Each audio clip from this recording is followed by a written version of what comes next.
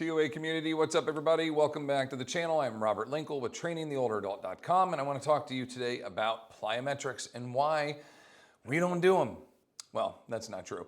We don't do traditional plyometrics, which, let me explain, bounds, skips, depth jumps, okay?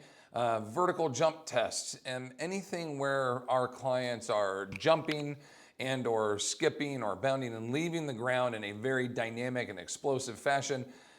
That's something that is rather reserved for very high-level athletes, high-level individuals that their body can not only perform it correctly without massive risk of injury and reap the benefits from it. Now, in our case, our clients, older populations, may in one moment move just as quickly as they would in one of these more dynamic movements, but that typically results, unfortunately, in a major injury.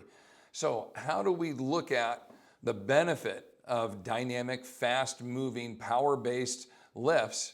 How do we look at the value of that and then draw a way to connect it into our programming to reap the benefit for our older populations? Because this is a great way, getting people explosive and strong, dynamic, powerful, to keep them from falling down. Keep their posture good, keep their core strong, keep their bodies ready for anything and everything that might come in their direction.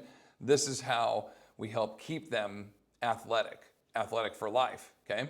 And not for life, for the entire life as much as we can, of course, but meaning for any challenges that come in daily life.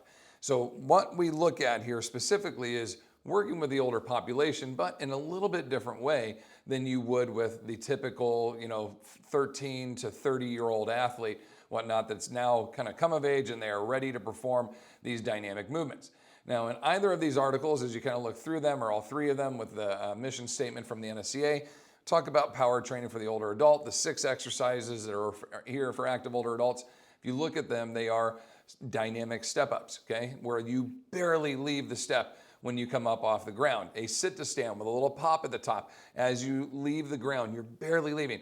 A drop squat where you jump down by separating your feet and returning. Dynamic upper body power moves where we throw medicine balls from a seated position or on the floor with our feet out wide. A slam, a vertical toss of a medicine ball, a lateral toss.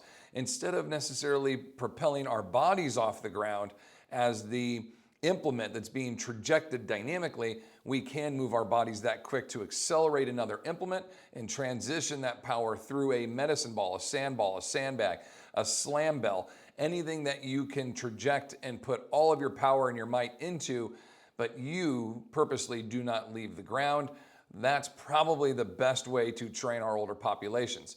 And down to its simplest root, as Brian Mann talks about here in velocity-based training for the non-athletic populations. Though we look at everybody like an athlete, he means non-competitive individuals, and specifically talks about older pops, using a lighter weight and just moving it quicker. Okay, moving in a chest press based, dynamic, powerful, quick, not spastic, but in a dynamic fashion with control, right? Spastic means you're out of control. This is very explosive and fast with control to reap the benefit of moving a moderate to light load really, really quickly to get those muscles to fire, to get that synapse to occur, and get the body used to moving some type of load in a dynamic fashion.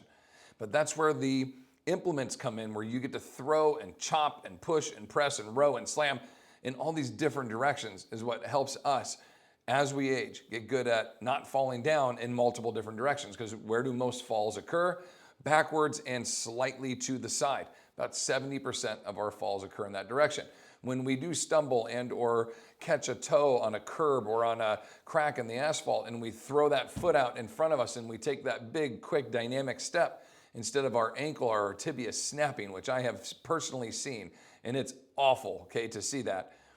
This is a moment where our bodies have practiced taking these dynamic quick steps, and they know exactly where to throw the foot, exactly how far to throw that foot out there to rescue the fall, to stop the body's momentum going forward and return it to a standing position.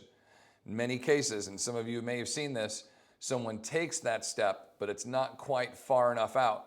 So what happens? They take a short step, that builds momentum. They take another short step, it builds even more. They take another and another, and now they've accelerated the rate of their fall rather than purposefully throwing the foot out as far as they can, that very first step, and bracing that fall, blocking that leg, if you will, from even following through or breaking into that forward momentum position. This is a difficult thing to practice. You take your mom, your dad, your grandparents, your great grandparents who take these 1 to 1.5 foot length steps. Okay, the old person shuffle, if you will, where they're waddling along and say, hey, just take a 3 or 4 foot long step and let's practice helping you not fall down. They can't, gang. They can't. That's why they don't do it now. If the old person shuffle was the best way to walk, okay, we would all walk like that. So why don't we? Because we're strong enough to do it in a more efficient way. We're strong enough to take bigger strides and change directions and do it quickly. They are not strong enough. So it's not just a lack of effort or a laziness of them going, well, I'm just going to decide to take smaller steps. They've lost the strength. They've lost the stability. They've lost the ability to make their legs do that long of a gait and not fall down. So we can't start there by simply taking bigger steps. We have to progress them out by building their structural strength and stability from the inside out. I can't get into all that now, but as in these short videos, I want to just give you a little insight as to what we do, how we do work plyometric movement patterns, and the idea of plyometrics being dynamic and explosive. But typically we do it more so in a way where we're releasing implements, throwing, slamming, pushing, pulling, pressing, releasing, okay? And or barely leaving the ground and moving in multiple directions and learning how to rescue. If you have any comments, questions, hit me up down below. Head over to trainingtheolderadult.com for any more information about our training programs.